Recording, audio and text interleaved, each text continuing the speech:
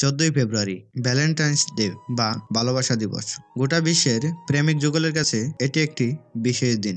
আজকের কেন কি হয়ের এ পর্বে থাকছে 14ই ফেব্রুয়ারি বা ভালোবাসা দিবস সম্পর্কে বিস্তারিত।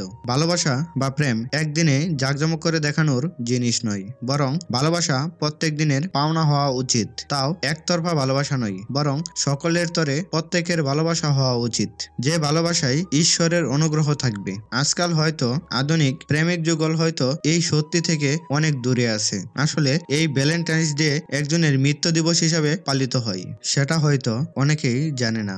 আর যে ব্যক্তিটির মৃত্যুর কারণ ছিল মানুষের প্রতি তার অগাধ ভালোবাসা। ভিউয়ার্স, চলুন তাহলে পরিচিত হয়ে নেই সেই ব্যক্তির সাথে। কে সেই ব্যক্তি যার মৃত্যু দিবসকে ভালোবাসা দিবস হিসাবে আখ্যায়িত করা হয়েছে?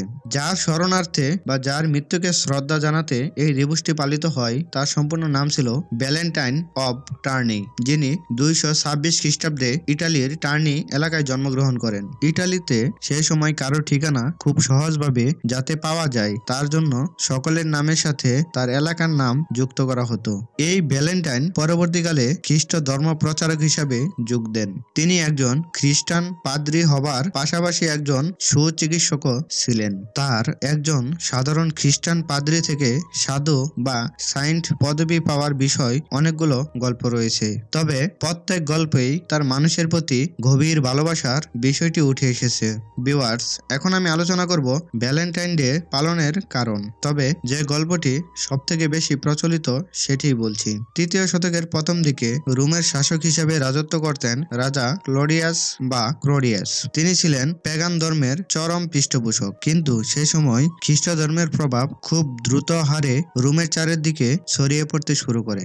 রাজা ক্লডিয়াস চাইলেন খ্রিস্ট ধর্মকে রোম থেকে উৎখাত করতে, তাই তিনি গোটা রাজত্বে খ্রিস্ট ধর্মে পালন আর প্রচারের উপর নিষেধাজ্ঞা জারি করে দেন এবং তার পাশাপাশি খ্রিস্ট ধর্মে দীক্ষিত সকলকে শাস্তি দিতে শুরু করেন। এমন অবস্থায় পাদ্রী ভ্যালেন্টাইন সেই সব মানুষদের পাশে দাঁড়িয়ে তাদের ভালোবাসার সহিত সেবা যত্ন শুরু করেন এবং একই সাথে খ্রিস্ট ধর্ম প্রচার করতে থাকেন। মানুষদের মধ্যে তার অগাধ ভালোবাসা মানুষের মন জয় করতে সক্ষম হয়েছিল, কিন্তু রাজার আদেশ অমান্য করার জন্য শীঘ্রই ভ্যালেন্টাইনকে কারারুদ্ধ করা হয়। কারারুদ্ধকালীন রাজার অন্ধ কন্যার সাথে পাদ্রী ভ্যালেন্টাইনের পরিচয় হয় এবং ভ্যালেন্টাইন তার চিকিৎসা করতে শুরু করেন। এতে তাদের মধ্যে মানবিক সম্পর্কের যে ভালোবাসা সেটি গড়ে ওঠে। পাদ্রী ভ্যালেন্টাইনের চিকিৎসায় রাজার কন্যা সুস্থ হয়ে উঠলে রোমের মানুষদের কাছে তার মানব প্রেমের ঘটনা প্রচার পেতে থাকে, যেখানে রাজা হিসাবে পিতার দ্বারা শাস্তি পাওয়া সত্ত্বেও ভ্যালেন্টাইন তার কন্যাকে পরিচর্যা করছিল। যাই হোক, এতে রাজা ক্লডিয়াস ক্ষিপ্ত হয়ে ভ্যালেন্টাইনকে হত্যার আদেশ দেন, আর সেই আদেশ অনুসারে পাদ্রী ভ্যালেন্টাইনকে 14ই ফেব্রুয়ারির দিন হত্যা করা হয়।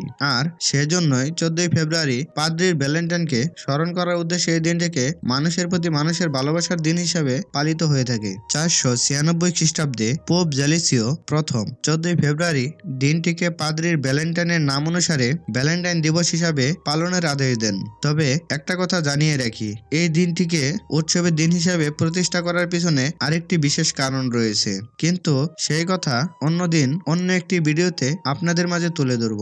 ভ্যালেন্টাইন দিবস ক্যাথলিক উৎসব হিসাবে পালিত হয়, কিন্তু এই দিবসের প্রকৃত উদ্দেশ্যর ব্যাঘাত করতে শুরু করলে কিছু ইন্টারন্যাশনাল খ্রিস্টান মণ্ডলীর কিছু দল এই দিবসটিকে তাদের উৎসব থেকে সরিয়ে দেন। বর্তমানে এমন অনেক দেশ রয়েছে যেখানে এই দিবসটি পালন করা অপরাধের বিষয় হিসাবে ধরা হয়। এই দিবসটি প্রত্যেকে কার্ড প্রদানের মাধ্যমে পালন করে থাকে এবং পূর্বে এই দিনটিকে কেন্দ্র করে বিভিন্ন ধর্মীয় অনুষ্ঠান পালিত হতো, কিন্তু বর্তমানে গোটা বিশ্বে প্রেমিক যুগলদের দিবস হিসাবে অধিকতর পরিচিত। আর এই দিবসে যত প্রকার প্রেমিক এবং প্রেমিকারা বেহায়াপনা কাজ করে থাকে। সম্মানিত ভিউয়ার্স, কেমন লাগলো আজকের এই ভিডিও? আশা করি আপনাদের 14ই ফেব্রুয়ারি সম্পর্কে ভুল ধারণাটুকু কেটে যাবে এবং যাকে ভালোবাসেন তাকে সারা জীবন একই রকম ভালোবেসে যাবেন।